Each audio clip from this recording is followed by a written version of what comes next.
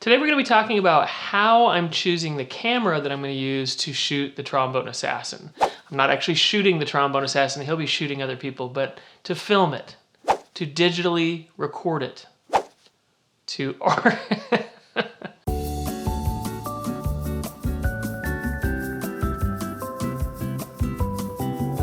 So currently right now I'm shooting this video with a Canon 5D Mark III, which is a still photography first camera that also happens to have video capabilities. And if you look on YouTube, there's people that do some pretty amazing things with the video capabilities of this particular camera. I am going to be learning a totally different camera because I actually want a cinema camera, one that is specifically designed for shooting video first, instead of using a camera that is designed for still photography that happens to have video capabilities, because I want something that has all the features that are set up for making movies. So I've got a number to select from and I want to go over those today. The budget is around $2,000, maybe max $2,500. That's been what I've been thinking about, and that's where you get your entry-level cinema cameras that still have enough features to make it worth such a high price tag.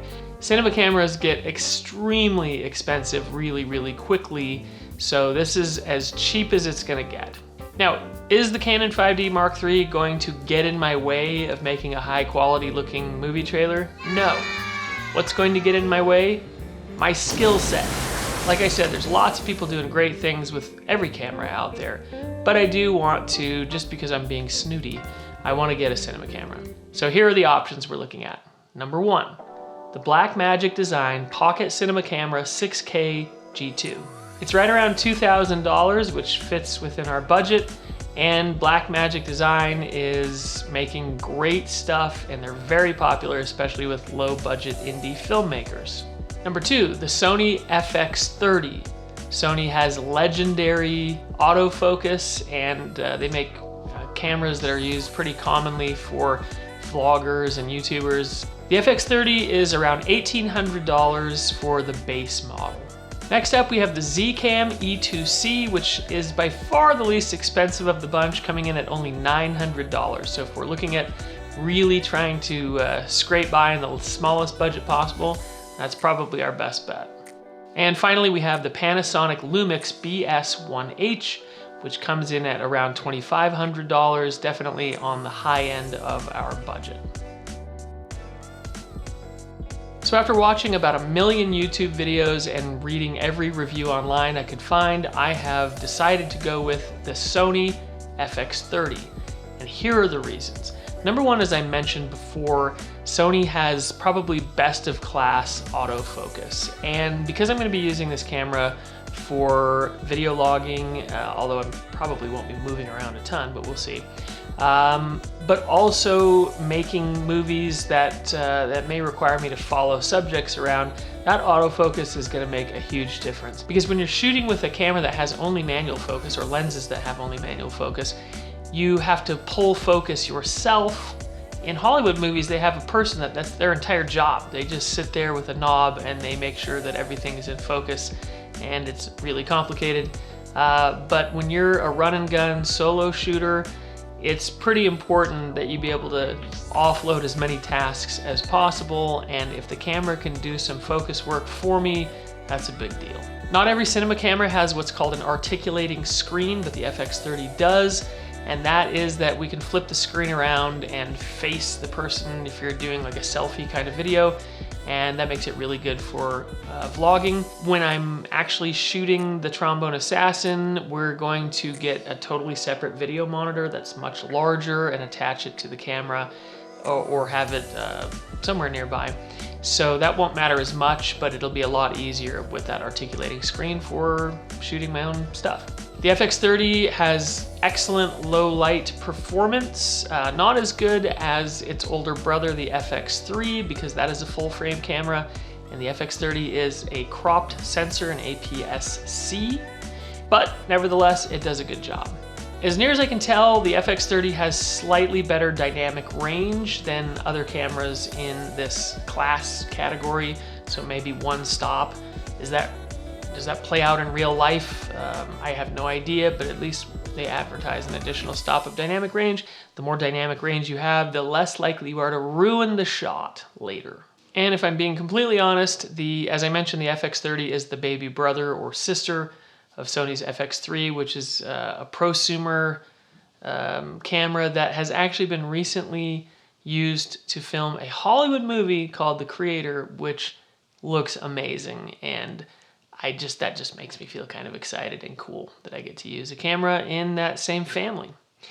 Finally, it's really small, has a really small form factor, which is going to make it a lot easier to lug around than maybe some of the larger cameras. I should be ordering this camera in the next few days, so I'll be getting it fairly soon and going to be doing some test shots with it. I'm super excited to show how that's going, although if history is any educator on how things are going to function in the future, I'll probably do a horrible job at using it right out the gate, and I'll think it looks cool, the stuff that I'm producing with it, and then later I'll realize I had no idea what I was doing, but that's how learning works, and that's what we're doing here.